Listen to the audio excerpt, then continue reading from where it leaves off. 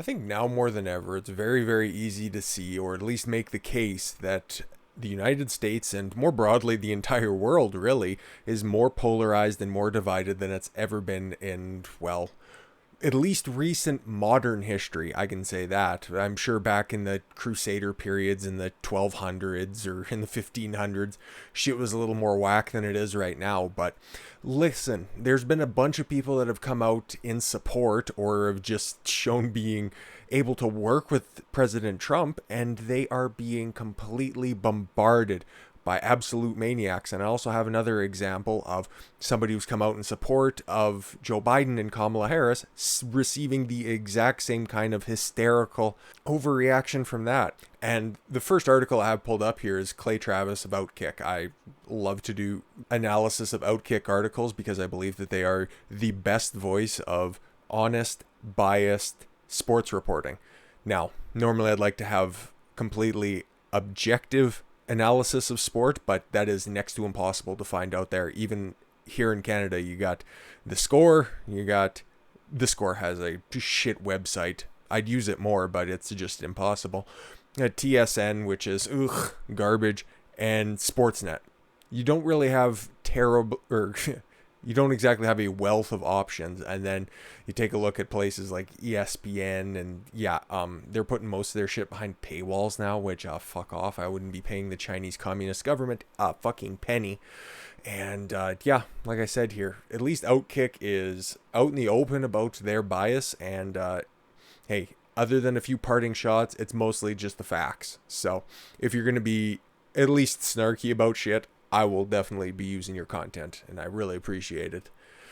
So Clay Travis holds the exact same opinion that I do when it comes to endorsements. And if you've seen my previous video on endorsements, when The Rock first came out about supporting Kamala Harris and Joe Biden, I said that, what the fuck does an endorsement from a celebrity really mean? Who gives a shit with how these people are voting? But looking at the response and the continued response in a bunch of these cases, it's very obvious that we are reaching a boiling point. And I think we all kind of surmise that November 3rd is going to be hysterical.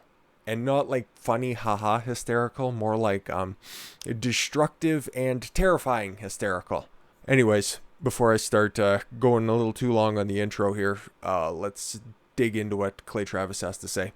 On Tuesday, I will vote for Donald Trump in the 2020 presidential election. As a preliminary, I don't believe in endorsements. I think all of you are smart enough to make your own decisions without needing to see what a newspaper union, celebrity, athlete, or D-list opinionist like me is doing with his or her vote. The great thing about American democracy is all of our votes are equal. So, I'm not telling you to vote either with me or against me. You should make your own decisions irrespective of what I say in this column. Absolutely, yes, weigh the options in front of you. And for the most part, you should be able to know why you want to vote for somebody. A lot of people just blindly go to the ballot box and whatever name they recognize, they'll put a check mark or fill in the little Scantron bubble for and go along their merry day. Or if you know what, if you are somebody who's a lot more engaged in this type of shit, you are probably a lot more policy-driven individual, and you can take a look at the two plans. And hey, if you like Biden, by all means, if you want larger government, and if you think the government is in charge or supposed to be taking care of its populace with a lot more of a strong input as opposed to the silent hand or the invisible hand of free market economy, then okay, fine. By all means, we'll probably disagree about that, but hey, by all means, if you're civil about it, we can have the conversation. And yeah, people that you've never met before that, hey, maybe you like their work in a different context and they're telling you to vote, you have to vote, you have to vote, and you have to vote the way I tell you to, like the NBA athletes out there and crazy people like Alyssa Milano, who you should probably not take serious in any context, but that's just, it goes the same with all of these super right-wing people who, I can't think of anybody as hysterical on the right like there is the hysteria of the left. Like, if you've perused any sort of social media, there's those Trump reply guys, where you see them in the first couple of the first couple of replies there, and they are fucking batshit unhinged. There's a few in a couple of the references that we're going to bring up here shortly on the Joe Biden endorsement candidate. It's The Rock, for fuck's sakes. But shit, we'll just throw to him right now because I think Clay Travis probably has, the absolute best take. I'm not going to tell you which way to vote or against me. Just make your own decision based on how you judge a person. If you're going by personality, well, do you like a bull or do you like the 15-year-old chihuahua who is just doe-eyed and forgets where it is all the time? But yeah, The Rock came out and endorsed Kamala Harris and Joe Biden, a few weeks ago, maybe about a month ago. And I just pulled up a random, one of his larger tweets out there. And this is just him being quite excited about being, the most followed individual on earth. I don't know what that means. I don't know what that entails. Congratulations. It's an inspiring story. And he does offer a lot in the way of motivation and how to create a better life for yourself through personal struggle and dedication, which was kind of weird why he came out in support of Biden and Harris. But I'll leave that at that. He has his opinions, and hey, he might vote a different way. Depends on how he judges character. By all means, go for it. But yeah, like I was saying, we'll take a look at the creepy fucking reply guys here. Yeah, you have 14 million here on Twitter, 792 comments, fake Hollywood at it again. Okay, somebody's reading way too far into this. And then you got, not that far down, somebody posting a Biden quote. And then the conspiracy theorists out there, translation, the tech oligarchs made me look super popular after I did their bidding. Let's see how your next movie sells, chump. These fucking people are totally unhinged. Yeah, don't be as dumb as The Rock, Trump 2020. Why the fuck does it matter? 6 weeks ago, you were probably feverishly waiting for the next Fast and the Furious movie to come out, or for the next whatever rehash of a Stallone Schwarzenegger action film from the 80s. That's basically what? You tell me the difference between Faster and Rampage and Red Heat and Commando. Like, honestly, for fuck's sakes, people. And like I said here, there are no verified users. So, yeah, these fucking mental patients do exist, but they don't have the exact same following as the people like President Trump would receive on one of his tweets out there. And then we'll take a look at the most recent example of somebody coming out and voicing their support based on, hey, how they want to judge a candidate and use their platform to boost their message out there. Because there's a lot of disinformation on both sides out there. I'll be 100% honest. Some people think that Trump is a god that can do absolutely no wrong, and the other side of the aisle thinks that the man is a blithering idiot and can't do a single thing right. I use cleaner language for once in this analogy, but you get my point, right? There's very little in the middle. So Bobby Orr, for my money, the finest hockey player to have ever laced up, takes out newspaper ad endorsing Trump for president. So the Boston Bruins NHL legend. Let's not sequester him to one team. He is a lot bigger than just the Boston Bruins, people. Come on now. Took out a full-page ad in Friday's New Hampshire Union Leader that just goes to show Bobby Orr's 71 years old, and him and his friends are the only one who are still getting the New Hampshire Union Leader in print form, but whatever. He calls Trump the kind of teammate I want. The ad, which includes a photo of Orr and Trump giving a thumbs-up gesture, was published less than a week before the U.S. election on Tuesday, November 3rd. Now, I got the tweet right here, and yeah, it looks like 3 people who are super happy about the situation. Yeah, and yeah, okay, let's take a look at the measured response. My son has a flying through the air. If you guys are a sports fan, you probably know the picture. Personally autographed by Bobby Orr. Into the shredder it goes. Now, I don't know if Canada's weird about this type of picture, but it is one of the holy grail pictures when it comes to NHL memorabilia. And if it's personally autographed, for one, it would be completely priceless to that individual. And I've seen, like, if it's a standard 3-foot by 4-foot print, those go for about 4 digits. So, and here's the most measured response. Didn't have Bobby Orr or Jack Nicklaus, probably the greatest golfer of all time. Yeah, he came out and had a lovely note saying, yeah, he's voting for President Trump based on all of these metrics as well, being a racist/fascist in my 2020 bingo card, but here we are. What? Totally fucking sane response there, pal. Oh, and here's somebody completely denying reality. And Joe Biden has military leaders, attorney generals, scientists, editors, presidents, but Donald Trump has a former hockey player. How many military leaders and law enforcement agencies does President Trump have?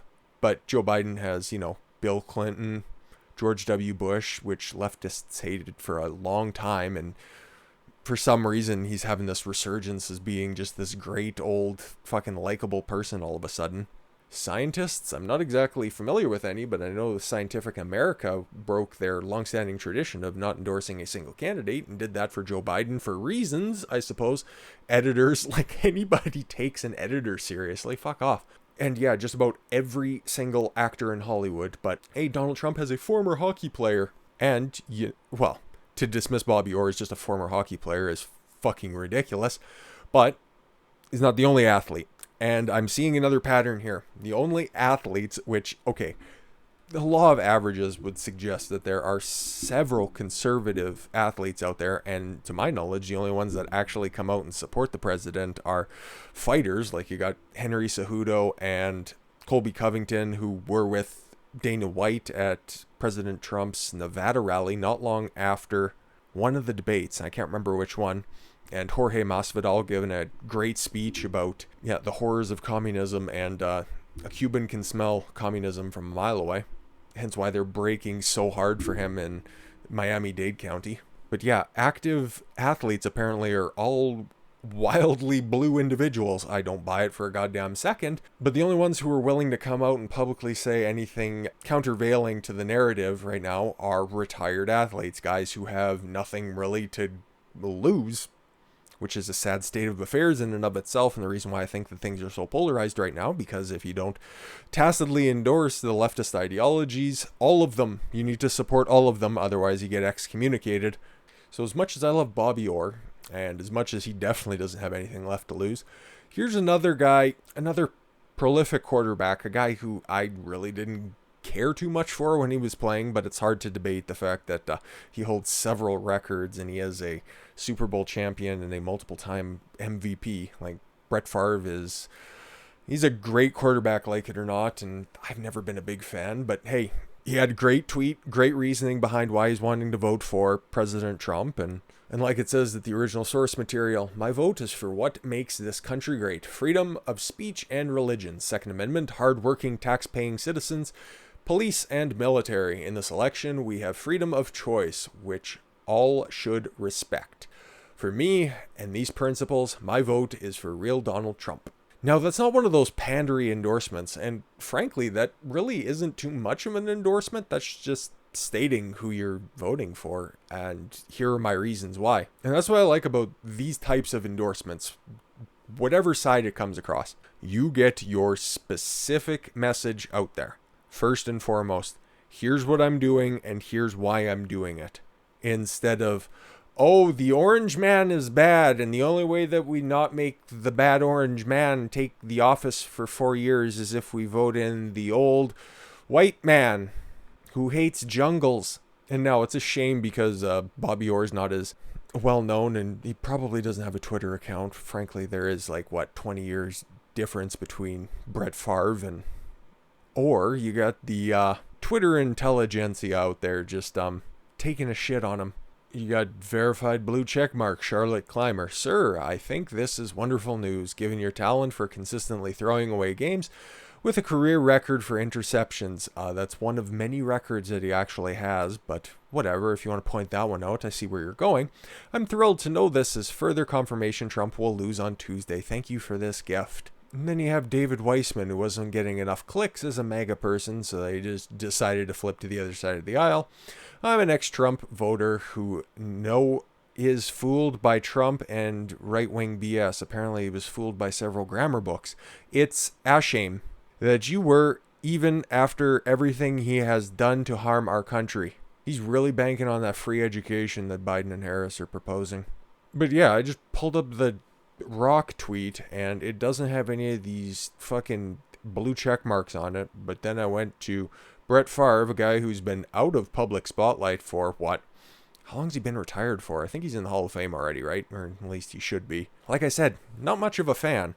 I'm just surprised nobody's pulled up the dick pics gimmick yet, but I'm sure it's in here somewhere if we take a look. Probably not that far down. And like they, yeah, always love to do. They just love to fucking throw out these fringe examples of how fucking crazy people are. But, and yeah, you can get this sticker here. Yeah, BLM stands for Biden loves minors.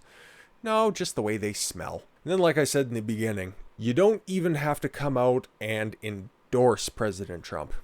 And like we seen there, the Brett Favre endorsement or the Bobby Orr endorsement was probably more of an open example of a full-throated endorsement as opposed to Brett Favre just saying, yeah, I like all these things and this is how I'm going to vote. It wasn't a call to action or anything like that. And if you are bold enough to be like Kanye West was, I don't know what he's doing with his campaign. I think he's on the ballot in 17 or so odd states, whatever he said during that Joe Rogan soliloquy. 50 Cent, which we'll get to in the article, and Ice Cube, who merely did exactly what Lil Wayne did here and just worked with President Trump on the platinum plan for Black America. And he's getting crucified for it, but let's take a look what the impartial New York Times has to offer. It's the first time in a while I've used New York Times, mostly because it's just a fucking dumpster fire of a magazine. I can't even think of anything clever to say. I just hate them so much. For a long time, as President Donald J. Trump, I added the president because they like to, disassociate the president office from Donald Trump. So I'll just put it back in there. Has been a brand name representing Playboy bling and New York business savvy in the 1990s up through his freestyle approach to presidential politics today.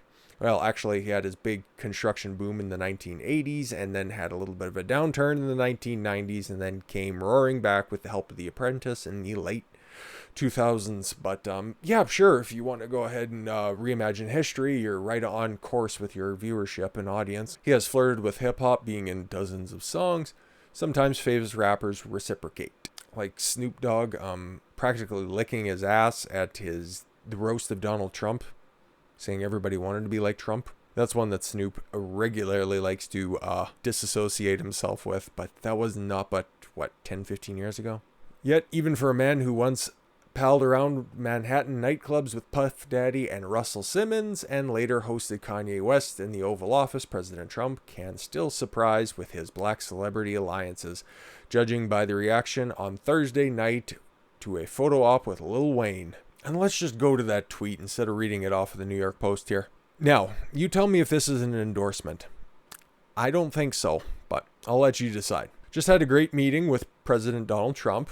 Besides what he's done so far with criminal reform, the Platinum Plan is going to give community real ownership. He listened to what we had to say today and assured he will and can get it done. That just sounded like somebody who's optimistic that their concerns for their community are going to be met.